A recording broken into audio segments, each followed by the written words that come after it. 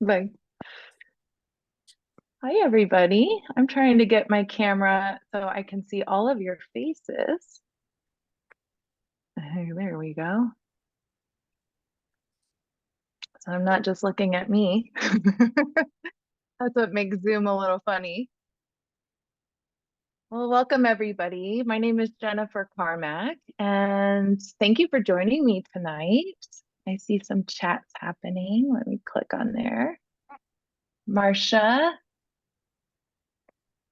Oh, is there some connection issues? Let me make sure that Yeah, it keeps anybody else. saying this meeting is disconnected. It does? Oh, let me close some windows, just make sure Zoom is, It's just me. yeah. I'm not the best with the IT land, but we'll see what we can do. Okay. Throw that. Shoot. That's all right. I can hear you. Okay. Well, is that better? Everybody can hear me? See me? Okay. Well, welcome. I can't get the camera to show. Oh, down at the bottom, you can, I think there's an option to turn your camera on and off. Yes, and it shows Cynthia? stop video. Yeah, it'll show stop video if you don't want your camera on. Okay. Well, let me know. I got the chat up so I can see if there's anything happening. You can type into the chat, or if you have any questions as we talk. But I wanted to start with a little bit of space. Space is where the wisdom is, and it helps me as well as a practitioner, as the one talking, to make a little bit of space. So I just invite you in this moment to kind of sit back if you're not already in your seat. If it feels good to look away from the screen, you can do that as well. Close your eyes. Just take a second just to feel into your own space, your own skin, your body. And I just want to set a little intention for tonight that I am just the conduit for wisdom to come through me. And I'm here to share from my heart and my experience and just to make connections. I'm here to serve the greater good. And I just open up to show up to whatever that looks like tonight. And whatever your intention is for joining me tonight and wanting to have this discussion about energy, Reiki in particular, which is energy work, and learning about how we human. And to me, somatic work and somatic language has definitely taught me what comes natural to me as a human. And it helps me to understand my relationships to my environment, to other people, to God and to consciousness. And when I talk about God, I really talk about it in a really open way, not in necessarily open to all religions and beliefs. I feel like with Reiki, we come with our set of beliefs and our connections, and that's what makes it so powerful. So just saying that, so it feels safe. But really, another word for it is just divine love, the universe. I mean, there's so many ways that we can explain this unexplainable thing that's bigger than all of us. So I just want to make a little bit of space for all of that, for our intentions of being here, and for the topic. And so if it feels good to you to move your body a little bit, to move your spine. If you've had a busy day, it might feel good to round the spine. Maybe even drop your head and take a few slow breaths right up the backside of your body. Maybe as you exhale, you let out a big old sigh.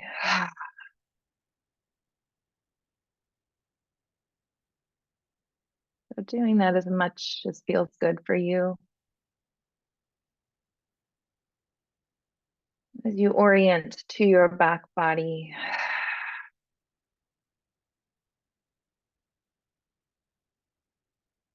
just moving any way that you feel drawn to.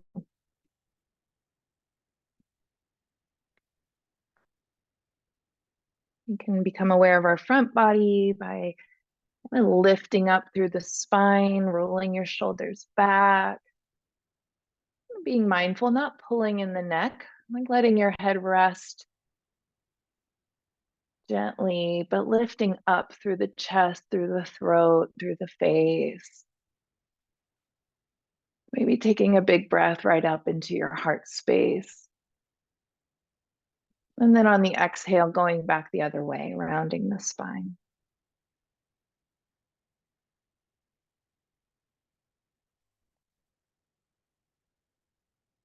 Just sensing front body awareness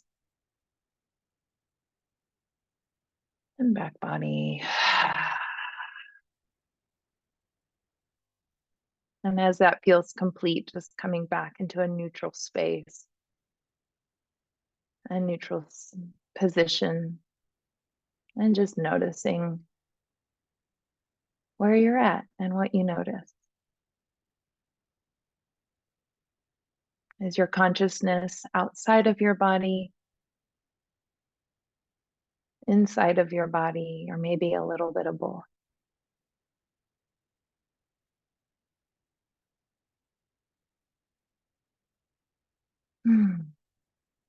We're not trying to change anything, just noticing what is.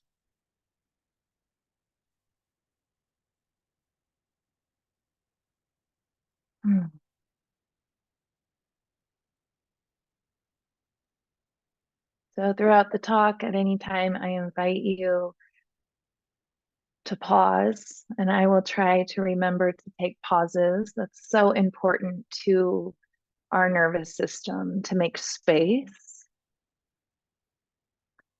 and to slow down and integrate all this good information that is hopefully I'm sharing with you that feels really good to your system and nurturing. But if it starts to feel overwhelming, just taking some time to kind of back out, kind of feel your body in space. And this is an important part of somatic work because it helps us to orient to our body, our relationship, maintaining that connection with who we are and in relationship to whether it's me, to the computer, to our life going on around us. And so we can get I can go in this stuff is so deep. So I'm going to try to just keep it informative, but just knowing that there's more if you feel that thread towards learning more about this. So my name's Jennifer. I have been doing Reiki full-time in session. I had a studio this was my full-time job since 2008. And so a long time. And Reiki has taught me, learning Reiki has really taught me how energy works. And really, as a practitioner of it, it taught me what is my energy and what do I feel and what's mine and maybe what's others. As I've worked on other people, it's really helped me learn how empathic I am, meaning I'm a big feeler, so I tend to feel other people's energy. Um, so it helped me to learn how to navigate through that with a little bit more boundaries and a little bit more intention and direction. So I first learned Reiki when I was in my early 20s, and that was a really important skill for me. I was like this, um, I kind of envisioned it like a vacuum. I get around people, I would feel discomfort or energy happening, anxiety, worry, and I would want to help them. I'd want to take it from them. And so I would um, kind of draw it into me, and then it would become mine. And I would wonder, like, what's wrong with me? Why do I feel anxious? When really I was picking it up from others around me. And so Reiki gave me this lens of looking at energy, and I don't know how many of you are actually practitioners of Reiki and kind of learned the tool of it. So I just am talking in general, just to give you a basic framework for the Reiki part of things, is that I kind of took it on my process that Reiki energy came down from my crown chakra, down from the divine, from God consciousness, down through my body, through my heart, and out through my hands. And so that lens of energy moving down and through me was really revolutionary for me, because instead of being that vacuum of energy where I'm pulling it towards me, I could really visualize it in session work, moving down and out. So it wasn't me giving the Reiki or me helping someone or fixing someone, that this energy was moving through me. And I was just the conduit for that. And so that was one really important kind of cornerstone in my session work, was learning this flow of energy. But then I came, and about 2017, I started on my own personal journey in somatic experiencing and somatic movement. And basically, what the lens of somatic experiencing is that we're walking, talking nervous systems. And I did make some slides because I know sometimes it feels good to have some visuals. So I'm going to actually share with you some slides that I made. Oh, and of course it's not popping up. Hold on. About the nervous system, because this information tends to be newer for people. And so visual can be really nice. Oh, wait, hold on. Here we go. Opening up.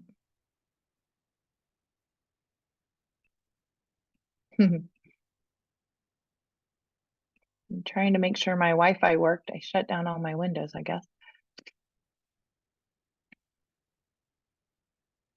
Okay, keynote. Here we go. Here we go.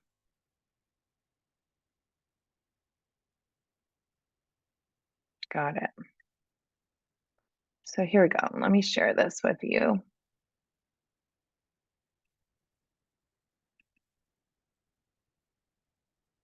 Okay. So here I'll come to this first slide. I love this. I saw this on a meme on Instagram that said, "This creature lives inside of you and controls everything." So you can see this is our nervous system. The center cord here is the spinal cord and our central nervous system. So the spinal cord and the brain. And then the peripheral nervous system is down the arms, down the legs, and the extension off of that spinal cord. And so as I was learning this lens of somatic work, this part of us, this nervous system part, has a radiating kind of energy. So when we are walking around, our nervous system is feeling into our environment, into our space. And it's doing one of three things, I'll say. It's looking for safety. So it's making sure as you enter a room that things feel safe, that you don't need to take action and get out of there. It's looking for if safety is met, it's also kind of sensing if you need more activation, like to move through the room, to leave, to kind of find someone that you know, right? So our social nervous system is a part of this whole thing that is looking for connection. So our nervous system is looking for safety and connection, and potentially expression and movement.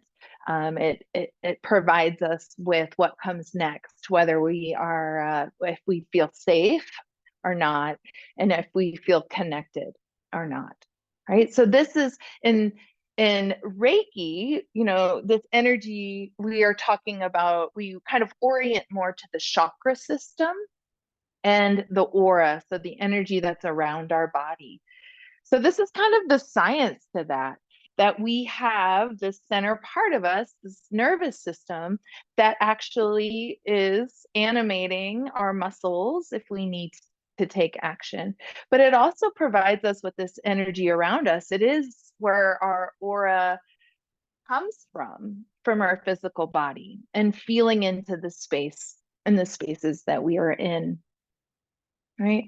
And so we need energy in our body. We need an activation of energy in order to move around, in order to get up out of bed in the morning. I made this very interesting slide, see what you think about it, but I tried to put it in a way that kind of gives a visual to what I want to share with you.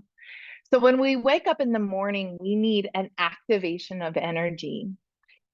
So that's kind of represented on this wave pattern, right? So wake up, to take an inhale is an activation, right? To go to work, to do all the things that we need to do. There's an activation. And when we feel balanced and we're regulated and we're not overstressed and overwhelmed, or something that had happened maybe in our past that is following us around. If everything we're in a pretty good space, right, and our energy is responding to our environment, all right, we get this activation of energy, and then our body kind of metabolizes that energy. Like even to get here on Zoom, I had some nervousness, and okay, I gotta talk, I'm gonna communicate these things, right? It took an activation of energy, and then we'll be done with the call, and I'll okay, how'd that go? And I'll start to metabolize what happened. And then my system will kind of ride down the backside of that wave. It's like, I did it. It's done. I can relax now. It's the exhale in our nervous system.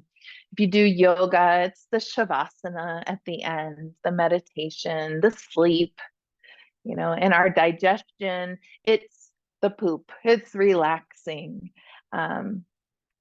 Part of our system. But if we aren't so regulated, if there's something that's really, we feel this activation of energy in our system, and it becomes too much for whatever reason, and there's a lot of reasons. Trauma, right? And trauma, really, in somatic language, trauma is any way we leave our body. So if something happens where we don't feel safe in our system for whatever reason, and I really just kind of label that as like where we start to feel overwhelmed, our body can go, and this is this purple part of my little wave here up in the middle, is that we kind of come off the wave. We get in this state of, when we get overwhelmed, of maybe hyper focus, right? We get really intense and focused on something. Our energy comes forward. Sometimes even our eyes will pop out of our our sockets a bit, our body will lean forward even more. There's that's healthy and normal to our nervous system, right? But over time, or if that feels more overwhelming in our system, we'll enter into fight or flight. Fight or flight, if you remember from like biology class, right? It's either I got to get out of here, or I'm ready to, what's up with this guy, and getting more aggressive that way. I notice it even in subtle ways, like if I'm super focused on work and like my kid comes in, I'm like, what do you want? That's kind of a sign to me that I'm hyper focused and that I might need to kind of my system's getting a bit overwhelmed and I need to back away. So it doesn't always have to be big, intense things. Sometimes it's just even things we enjoy. I'm painting or really focused on something I'm doing.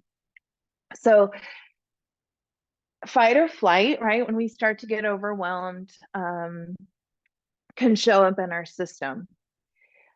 Over time, sometimes even just instantaneously, depending on where we're at and how long we've been overwhelmed in our system, we can get, it's called freeze. So just like an animal, that's backed in a corner and can't get away, what's it going to do? It's going to play dead. So freeze is prolonged overwhelm in our nervous system. And a lot of us can walk around functionally frozen. And that can show up as feeling apathetic. It can show up feeling dissociated, like you're a little bit outside of yourself.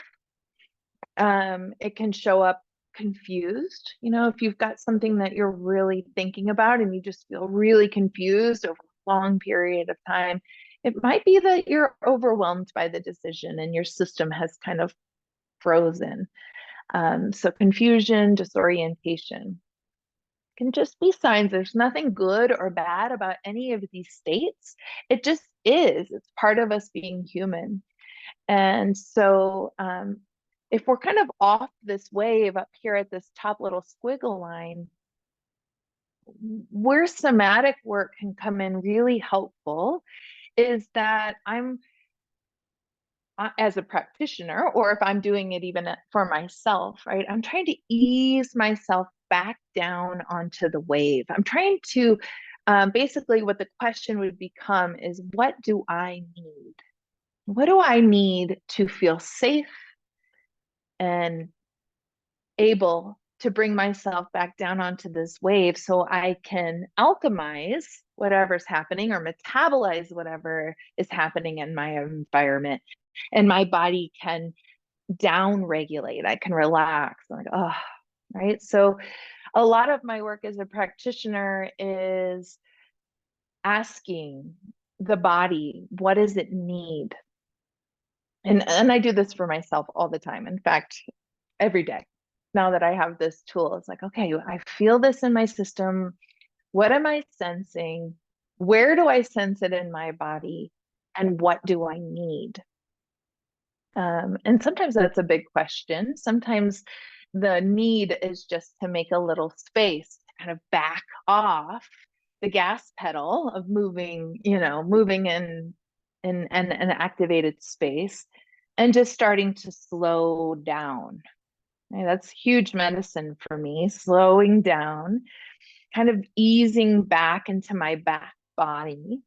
So for me, I'm here in this chair with a back. So sometimes even just adjusting my position, leaning back into some support, taking a breath, letting my mind kind of back off, trying to figure things out.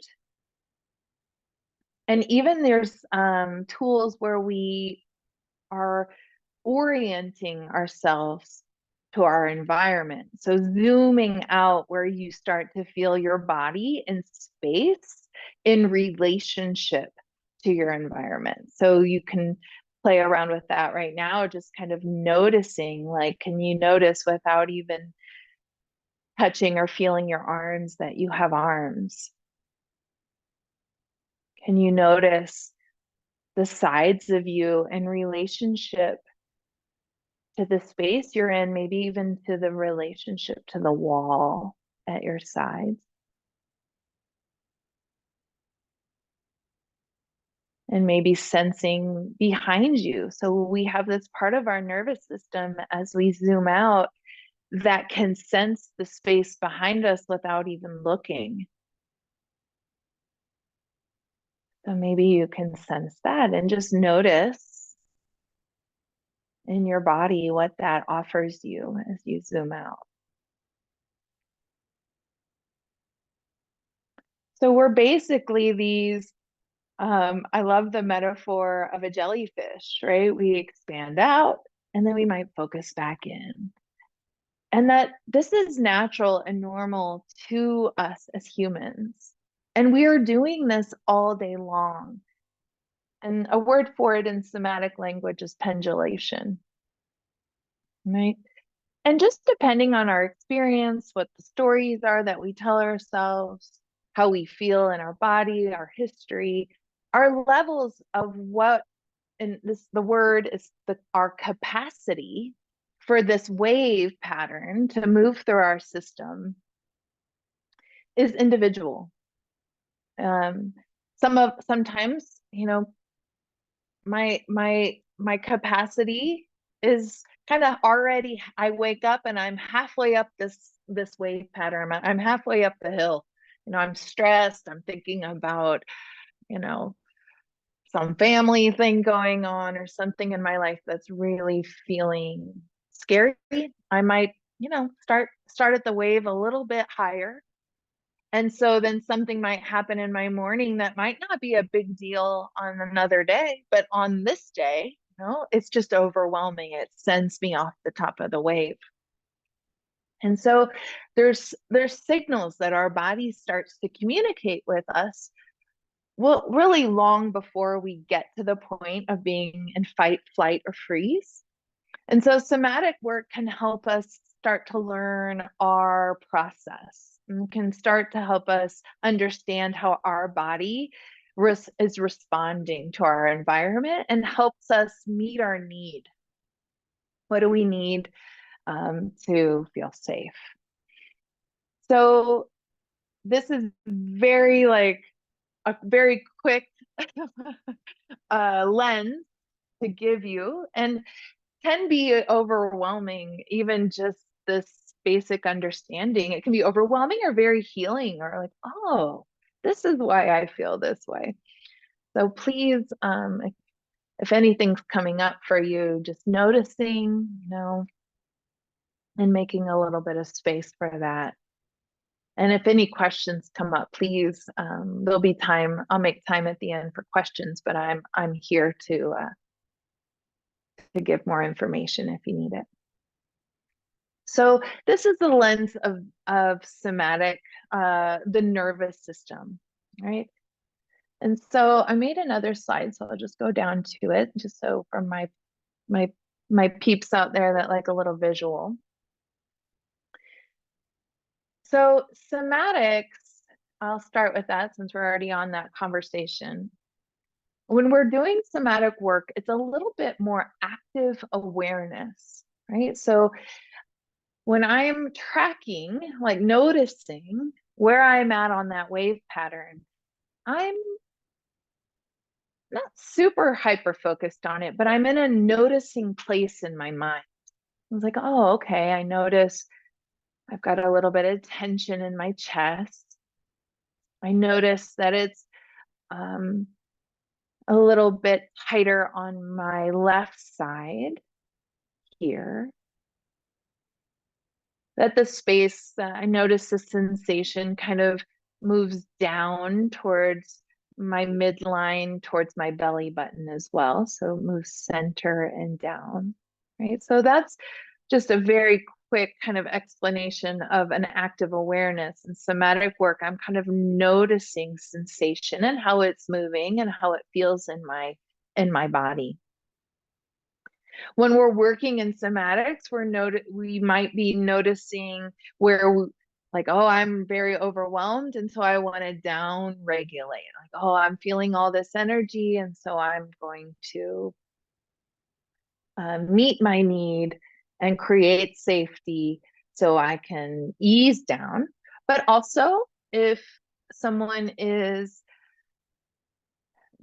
feeling depressed or having a hard time motivating in any way, like has things they want to do but just can't find the energy for it, or has something to say but feels really afraid to express their truth, or wants to do art but doesn't think they're very good, right? So then we would work in somatic world of how to upregulate energy, how to bring more expression up and through the heart, through the throat, how to communicate, how to where our face and our face matches how we actually feel. So that requires more upregulation. So the somatic lens is a little bit more of an active practice in the sense of we're not just laying there receiving, right? We're more in tracking that. So when I was explaining kind of what I was noticing in my chest, that's called tracking, and orienting, like, where am I? Where is my environment? Where's the person in front of me? And kind of maintaining this connection to myself and how I feel in relationship to the other. As a practitioner of somatic work, I'm doing the same thing. So when I'm in a space with a client, I'm also, you can't plan a somatic session. I don't come in with an agenda, right? We are sensing and feeling together as a practitioner and as a client. But my training kind of brings me back to this idea of a center channel. So at the beginning of this talk, we did some front body, feeling our front body and back body. So there's this center space called the notochord, and it actually was evolved with us from conception. And so I'm orienting to this center notochord space as a practitioner as well. Like, okay, I'm maintaining my connection through the lens of a notochord. So just to give you the flip side, so Reiki typically is a more passive experience, right? As a receiver, if I go to get a Reiki session, I'm laying down and I'm receiving the energy that the practitioner is channeling through. So typically it's down regulating to the body. It's down regulating to the person receiving it, meaning it's calming, it feels good. They don't have to do anything, they just get to receive, which it's such a beautiful practice. But sometimes over my experience of being a practitioner of Reiki, that sometimes it's really hard for my client to relax.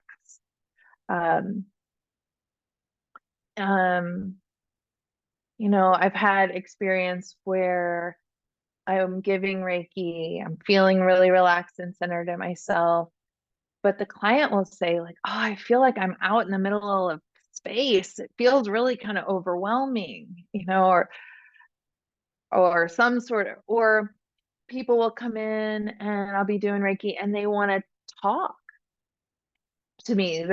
I've had sessions, at times where they just want to talk through it and and really make connections with me more through talk. What that information tells me, right? If a client comes in and they're more chatty, that they're orienting. Sometimes through talk, our nervous system is trying to find that connection, our social nervous system, through connection and safety.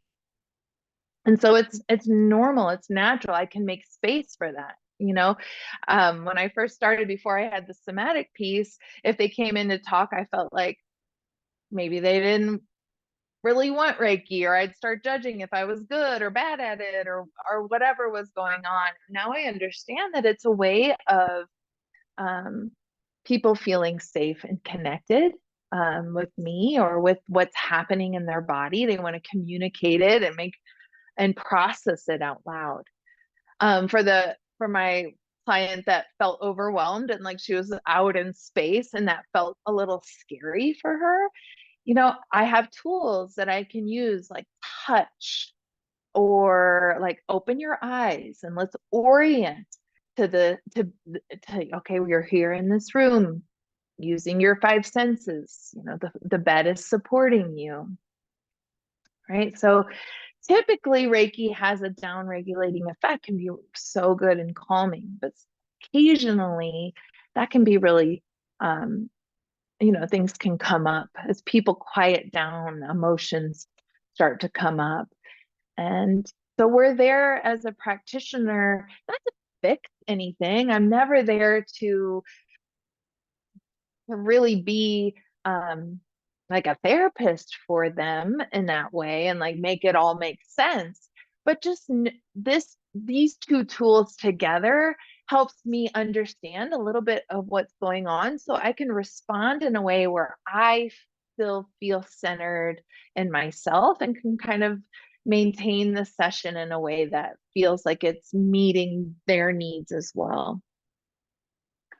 So Reiki and really receiving in general as even as a somatic practice is so beneficial to our system, especially if our client is a doer and like an overdoer and always giving, right? Receiving Reiki is a lovely practice as well. So I could guide them if there's any any scary things happening for them or where they're not feeling so safe, that I can guide them in these practices to feel safe and feel like they can let the energy be a little bit more permeable. I love that word, permeable, to the energy that's coming in through the Reiki. So sometimes in my somatic sessions, I actually will give Reiki because it can have this effect of being a felt sense is the word, having a felt sense of down regulating and feeling nourished and receiving. So both practices really benefit each other. As a practitioner of Reiki, we in training, we are kind of tuning into our own intuitive guidance, right? So, and if you're already a Reiki practitioner, you might know this. If you don't, these are things we go into depth in our training, but we do a scan, right? Have you heard of Boysen scan, where we'll scan the body and then kind of go where we are guided to go with our hands and work from there. So it attunes us to listen for the inner nudges, the guidance that, there is really no wrong way to give Reiki. If you're working at the head, but they really need it at the feet, the Reiki will go where it's needed. But we have this kind of a meditative mind as a practitioner where we're just noticing and being kind of guided intuitively. There are systematic hand placements in Reiki, and some practitioners just start in at the head or the feet and kind of work down the body, and that's okay too. But even intuitively kind of being guided with how long we stay in a place and how we move throughout the session is more intuitive. In somatics, really the science that explains this intuitive kind of thread is that our nervous systems begin to mirror each other. So in all our relationships, when we are with people and feel safe, that our nervous systems mirror. So sometimes I will sense something that is really my nervous system mirroring their nervous system. So, is it intuition? Is it mirroring? I don't know. Maybe a little bit of all of those things. But it's interesting to kind of see, what makes most sense to you as a practitioner and how you feel guided in session.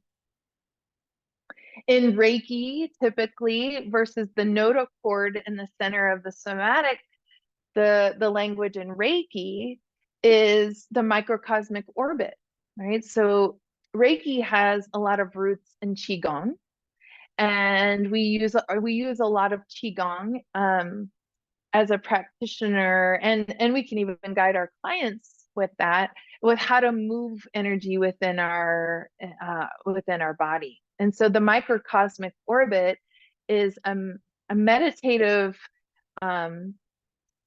breath and kind of focus for our mind while we're giving Reiki, where we imagine the energy starting just below our belly button, and it drops down into our pelvis, into the bowl of the pelvis, and it moves up the back side of the spine, up the back of the head, and down the front side of the body. So this microcosmic orbit is where I'm kind of putting my mind and my breath as I'm giving Reiki sessions. I'm kind of moving energy within my own body. So it's a little bit of difference, but really both spaces, whether you're kind of centering on your own center channel or you're doing this microcosmic orbit, really has a lot of overlap. And so whatever as a practitioner works for you, it's very powerful. And so we can kind of blend those practices together as a practitioner. And what feels natural to you, like as the practitioner, what is your creative process, and how you give sessions? Because like we were talking about before, every session can be so different.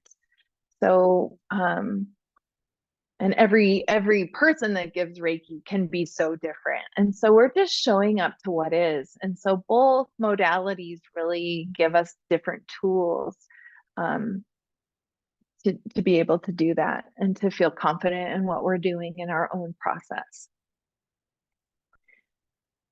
Okay, that's a lot, and I'm not even sure what makes sense or what the questions are. I see there's a chat, so I'm going to click it open and just see what the question might be. Summer said, my instinct tells me that my 7.5-year-old son has some nervous system dysregulation, which leads to his unsettling behavior. Do you work with kids? Yes, I'm a mom. I have a 15-year-old and a 10-year-old. And yeah, our kids need regulation, especially in this world where it's very dysregulating. I noticed he'll go to school and not that anything bad necessarily is happening, but there's just a lot of activity, a lot of energy, a lot of people, a lot of nervous systems. And so I notice, especially with my 10-year-old, as he comes home, that he needs some safety, and his behavior is kind of outer expressions of trying to communicate that he needs safety and to be held and cared for, and or maybe go out and exercise and get some movement out. Yes, so that there's so many layers to this, but yes, kids are so sensitive, and really they're just extensions of our own nervous system. So as moms and dads, kind of come back into our own system and our own body, can really be helpful to our kids as well. But yeah, I do work with kids, and if you have more specific questions about that, we can definitely talk more. My kids love Reiki also. If they're not feeling good or they hurt themselves, Reiki can just feel like a lot of love and help them regulate their nervous systems as well. So that's the other thing, Reiki, because it has that kind of source of divine consciousness and love, that it does feel really like it's meeting a need that a lot of us don't get in all of our relationships, you know, that connection and feeling loved. So Reiki has a lot of benefits for the nervous system in that way. Okay. So my next slide is the benefit of integrating somatic practice in as a client. So integrating somatic, somatic lens into your Reiki sessions, right? So if you have gotten Reiki or you're a practitioner of Reiki, you already know that you might sense a little bit of have a sensation from Reiki. People feel it differently, so don't, you know, I'll just kind of name some things, but if you don't feel it this way, just know there's such a spectrum. But sometimes people will feel like almost like a tingle or a warmth or like a repelling magnet. You know, it kind of has a little bit of a I don't know if tension's the right word, but there's a slight kind of repelling energy to it. Some people I've had in training where they feel Reiki as cold, which most of the time it's warm, but sometimes it comes in as kind of a cooler temperature of energy, right? So what that provides somatically to our client is it can be a source of biofeedback. So if someone has a really hard time even feeling their body, I have people, you know, that are really mental and, you know, figure out a lot of their life from their brain, which is great. There's nothing wrong with any of these things, but they're there to help. They want to feel a little bit more from, you know, it's like, what's this like? How do I feel things, you know?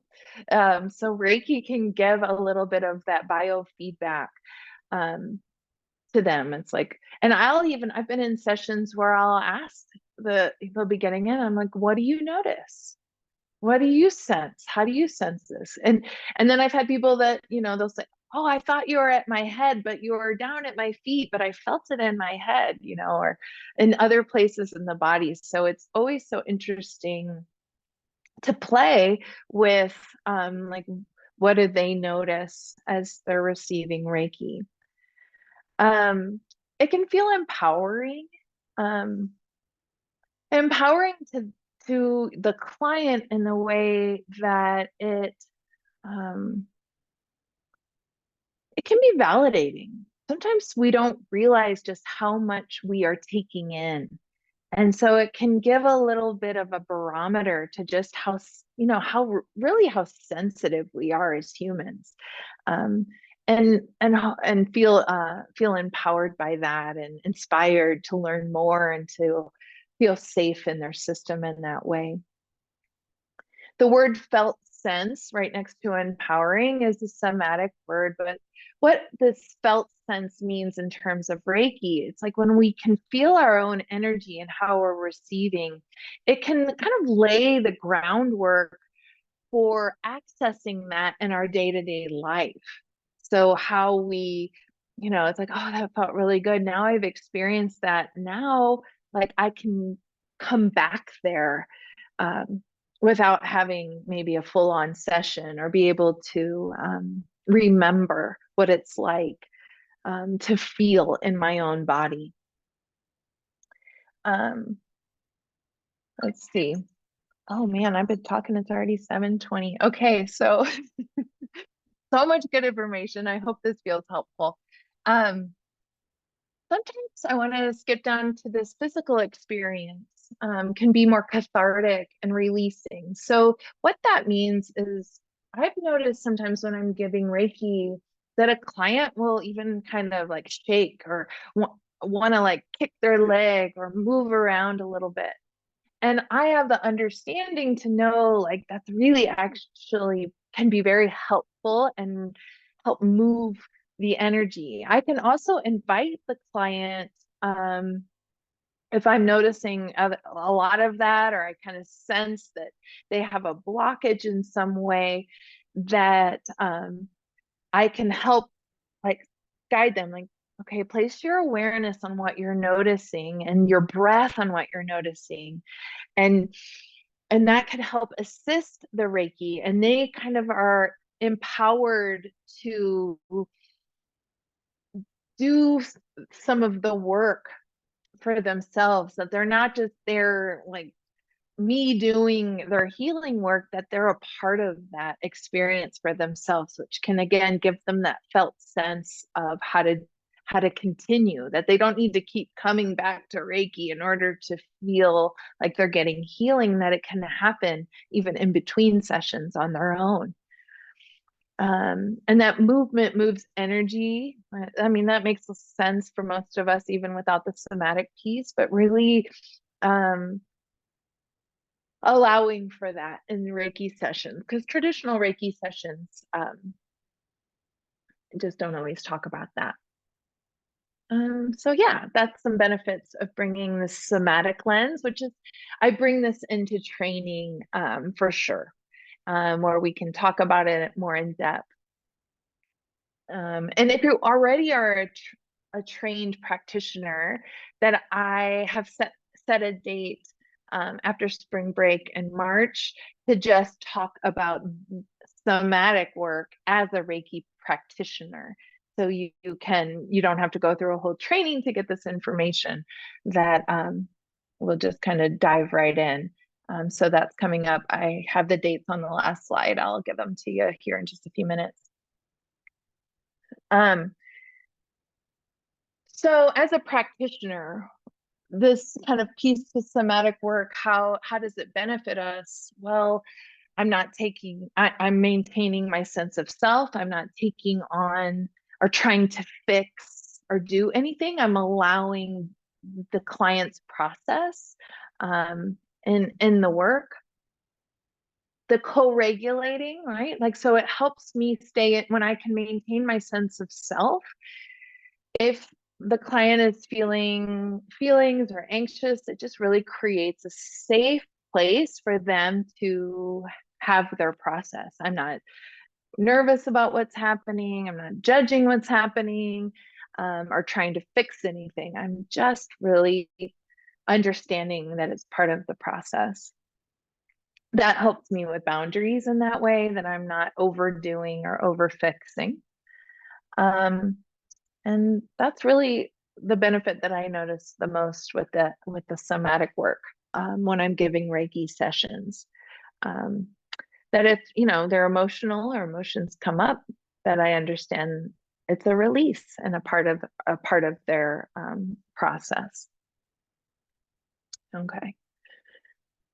So just not to keep you here all night, but the next slide is, I kind of talked about this already, but the benefit of integrating Reiki into any therapeutic practice. So if you're already a therapist of some sort or a somatic practitioner, learning Reiki, again, it's a source of biofeedback. It can give a sensory experience to your client that they can feel and track. And what tracking does, when we notice sensations in our body, it orients us. It orients us to ourself, and that's really important. Orientation in our nervous system helps us regulate, like, oh, what do I notice, or what's going on in my environment? That tracking is really healing. It's nourishing a lot in my therapeutic mode. I'm meeting people that need a little bit more nourishment, kind of, I won't call it mothering energy, but I'm a mom, so sometimes that comes through me, like something just really tender. And Reiki really accesses that part of me, that it's not something I have to like actively try to give, that it just channels through me, that the divine feminine, divine mother kind of energy. And yeah, it also is a meditative tool, and practice. It helps remind me to stay in my own system, and I'm most helpful when I'm in my own body. I mean, I'm a recovering codependent, so this was always really good information for me, of staying in my own skin and in my own space and not overdoing. I feel like I've mentioned that a lot tonight. Okay. So how do we integrate somatic awareness into our Reiki sessions? And there are tools, and this is stuff that I bring into these workshops and these trainings that I have coming up. And some of the tools are, there are a couple somatic breaths that we can utilize, whether it's to down regulate if there's a lot of overwhelm happening in their system, or to kind of play with how to move energy differently with our breath. Movement of the spine. So that's a big, I mean, if you come to, I teach a somatic class, I was mentioning at the beginning of class on Mondays at 9 a.m., where we work through somatic movements to help regulate the nervous system. But the center of somatic movement is the spine. One of my teachers, she used to always say, you know, a rigid spine is an unexpressed spine. So when we move the spine, we're helping to regulate our nervous system. Muscle contraction, right? If we're overstressed, if our client is overwhelmed in a way and really tight, has tight hips, tight neck, tight shoulders, you know, they're coming in for something more physical where they can actually feel the contraction of the muscle. There are different techniques where we can actually give it what it wants, you know, squeeze and contract the muscles even more, because as we release, the body tends to downregulate.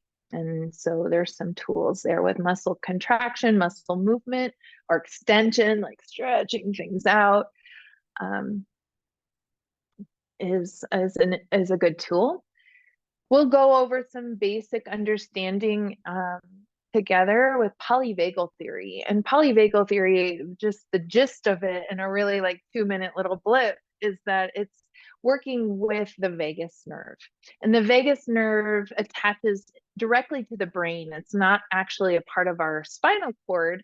It's connected to the brain and it runs down. Well, some studies are showing that actually it doesn't come down to our gut, but it grows up from our gut as we developed in utero. So from our gut, the vagus nerve grows up through our vocal cords, through our jaw, through our face, an expression in our face, and then up into the brain. It has all these kind of expanded kind of nerve endings from the vagus nerve.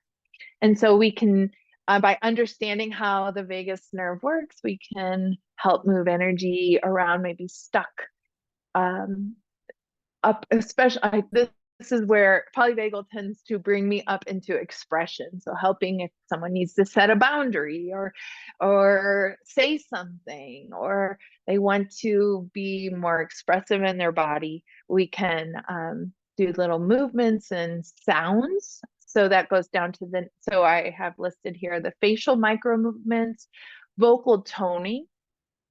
So we naturally vocal tone when we get stressed, some of us, right, where we go. The sound is actually a way that our nervous system shakes off excess charge. And there's different sounds that we can make to vibrate and activate different parts of our nervous system. So we'll talk about that a bit as we go in deeper dives with this work. Vocal toning, vocal expression. The difference to me is maybe something more verbal, where they are kind of saying out loud, or the sound is a little bit less internal. Vocal toning tends to be a little bit more internal of a sound. Vocal expression is like practicing saying something. So that's another way we can, I'll go over how we can integrate this work in our Reiki sessions.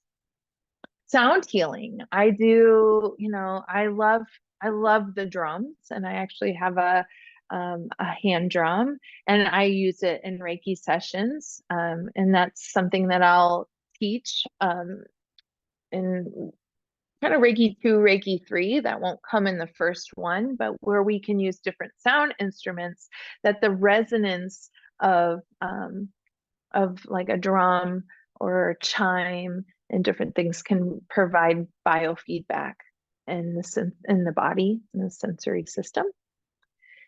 Touch can be really a helpful tool, whether it be like just very like using just light compression, using body weight, squeezing, or light touch.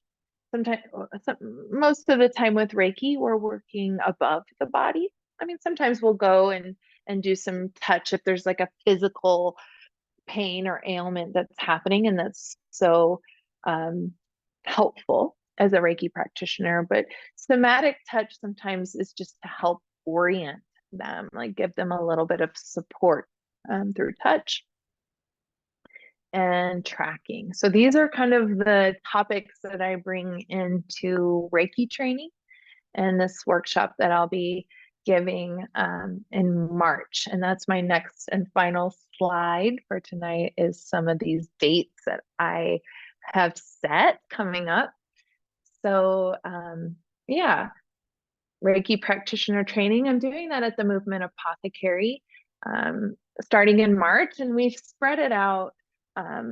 So there's some integration times between each level. And the other thing that's a little different from other Reiki practitioners is that it's over 2 days for the training, because I really feel like along with the somatic work and all the things that we talk about, it really gives us plenty of time to practice and to integrate and to kind of find our own process within these tools. Because everybody kind of picks up on different things that they resonate with and that feels natural to them as a practitioner. And so that's the 2 dates. The first one on the Saturday will go for the full day. So it's from 10 to about 4 o'clock we get done. And the second day might be a little bit shorter. So from 10 to about 1 or 2 o'clock, we'll finish up on that second day. And then on March 23rd, I'm doing the integration workshop. So if you're already a Reiki practitioner or really any energy practitioner, where we're talking more about the somatics of things. So it feels like a conversation where you can bring the tools together. So that'll be after spring break, March 23rd. I did become aware that Easter is, I think, the next weekend. So I'll probably do another one just in case that overlaps with people's Easter break.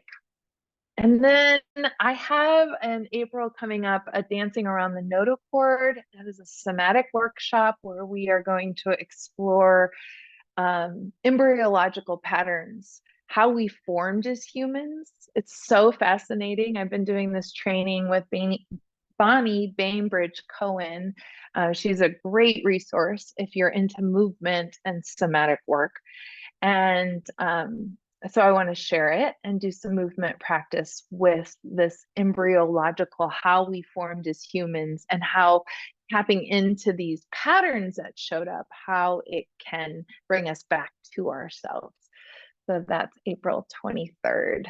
All of this is on my website, and I'm going to post these things too. I'm going to stop sharing for now this thing. And I know it's now 7:34, but I want to open up if there's any questions. I feel like I just fire hosed you with a bunch of information in an hour. So please, if anything's coming up that you want to ask, I am here. Oh, I see. Let's see here. I see the chat. Marsha, I went through Reiki 1 and 2 back in 1996, and I'm interested in getting Reiki 3. Do you think I need to take a refresh in 1 or 2, or what do you recommend? Well, I would say that's a good somatic question to feel for yourself. I feel like with Reiki, we don't forget. You know, we've been attuned. So they're in Reiki, there's an attunement process. There's a I guess a ritual is another word for it, but where you will receive Reiki transmuted through me to you as a practitioner. And I feel like we have that memory that stays with us. So to go back through 1 and 2 might be a little bit redundant. Like it's like, oh yeah, I've got this. So maybe for you, it would just be maybe practice. Can you start giving some Reiki sessions, maybe even to your friends and family, kind of start getting back what you remember. And then if you feel like you want a little more support, or if this is really calling to you to start from the beginning, it's available. That's what I would say. I think you have an inner knowing, and follow that thread.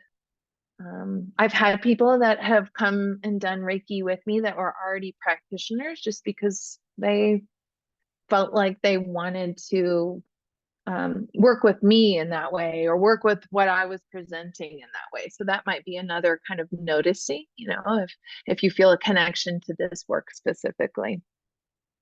You're welcome. Yeah, thank you, Paula.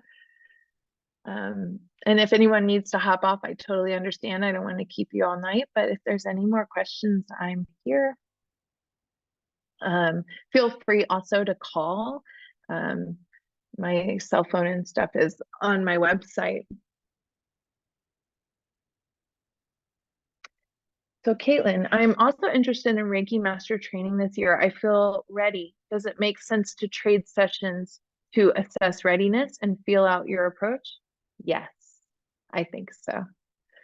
The more you practice as a practitioner, right, it just gets you back to your inner knowing and your process. And so even if you were to start with me at 1, you might as well just start getting back into your practice. So I would recommend it. Thanks, Jeff. Is it possible to combine Reiki and somatic work with yoga practice? Yes, I'm a yoga teacher too.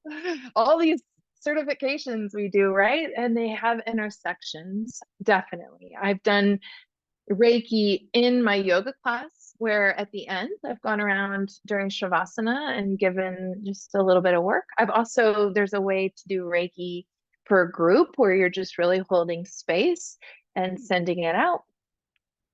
I mean, yes, all of these blend really nicely. Yoga in itself is pretty somatic, I have to say. We're training ourselves to take care of ourselves and to move in ways that take care of our bodies and our minds. So the somatic work is just another layer of how to practice that from the nervous system lens. But I do feel like it is so intersectional and so necessary. I think we can be in our heads a lot as yogis, and so this work kind of adds a different perspective. And some of my students love more of the scientific kind of approach. So for my thinkers, they like, oh, okay, this makes sense, so it's kind of cool to see what lands with people. It's just a different way of saying the same intention. So hopefully that answers your question.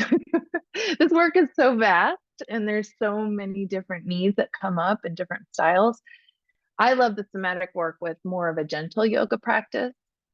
So yeah, my class on Monday mornings at 9 a.m. at the Movement Apothecary might be something if you want to come experience like my process with it. You're welcome. You're welcome to come get to know me and see if it resonates.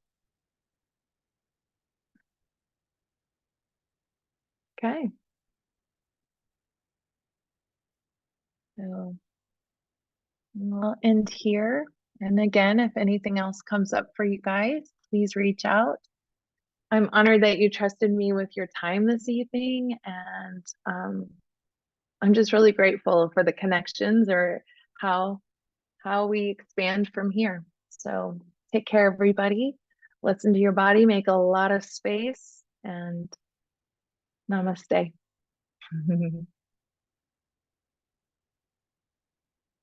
Thank you.